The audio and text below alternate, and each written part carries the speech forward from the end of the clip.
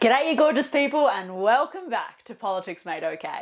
Bob Hawke here and I have some pretty big news to share with you this week. I know you're all probably sick of hearing the phrase big news, but don't worry, I'm not revealing another strain of COVID or a coup of a PM. Unless... Nah, we're good.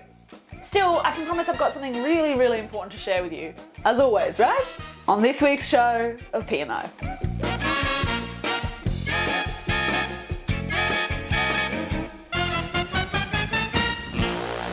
Okay, so you've stuck with me through the fun titles and I promised I'd say something important. So, here it is. This is the last episode of PMO. No! God, please, no! No! I know, there's so much that's left for me to say and to do. But sometimes life throws at you opportunities and you just have to take them. I've been offered a new job, still in the press gallery, because I'm not even close to done with federal politics. But yeah, taking that job does mean no more PMO. I've got to tell you, this show and you guys out there watching, it was the hardest part of saying yes to this new gig. I mean, I think I wrote PMO like 5 times in the cons list for taking this job, just because it's so huge. I mean, it has been a relatively short time that we've had together, but what a time it's been. We've shared huge political moments in history together, like the government finally committing to a net zero by 2050 commitment, and all the reports of sexual harassment and assault in Parliament and what that's meant for the country. And what was another thing? It's just right on the tip of my tongue. A global pandemic. And I really hope I brought all this stuff to you in a way that's made politics okay, as promised. And at times even maybe a bit fun. Like there was that time I dressed up as a caveman. We're back here again at the dawn of time. Oh, and when I tried really, really hard to put on a French accent, you know, Ocas, you add France and the F to the beginning and you've got us. Oh, and when I revealed just how busted up my car is.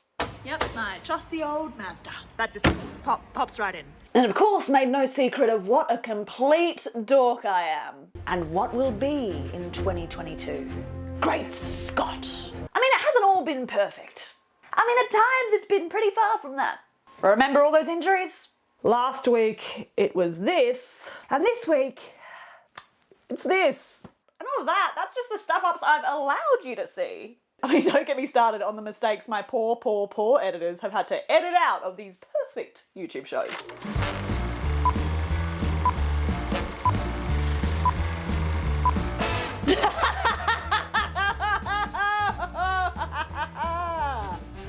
That was terrifying. You're welcome. More deals would need to be done with crossbred. More deals would need to be done with crossbred. More deals would need to be done with crossbred. After spruiking all these unproven vaccines. After being shut down for spruiking all these. Remember Novak Remember. I'm so sorry, Josh. But we were still beaten by that much by our New Zealand cousins who gave women the right to vote in. I don't know. Remember Novak Djokovic who. We'll get it. I'm fine.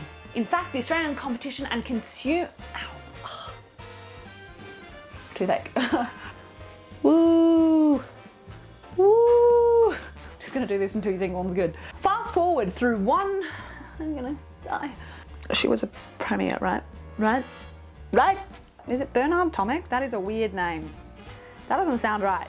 Get out of here. Nah, none of that. None of that.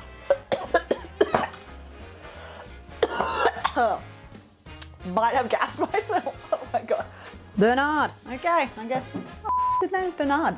Take 6,025. 6,095. I hate everything. Thank God.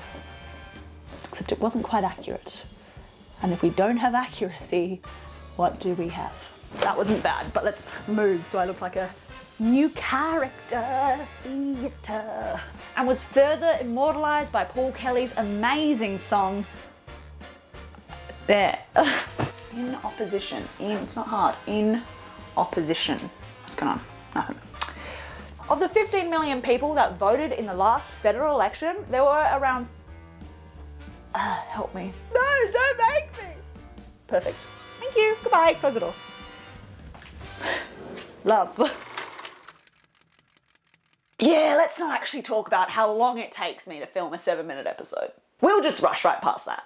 Besides the jokes and the memes and the dressing up and the general face palming at how ridiculous federal politics has been, the best thing about Politics Made OK has been you guys. So many of you have liked and subscribed, and there have even been a few of you who've commented, which has really urged me on. Just to name a few, there's Talia Towney, Robert Hodges, Kimberly McNaught, Jessica B, Martin Ullman, and Mr. Burns. To be clear, someone with the YouTube name Mr. Burns did actually comment on one of my videos. And I want to thank you, Mr. Burns, for saying that this show deserves more subscribers. But I also wanted to sound like I was giving a shout out to the actual Mr. Burns. Now the two of us would get on great. I have no doubt you're all going to see me around. I mean, you can't just get a talkative young female journalist to stop, as the saying goes. Keep up to date on where I'm going and what I'm doing by following me on Twitter or on Instagram.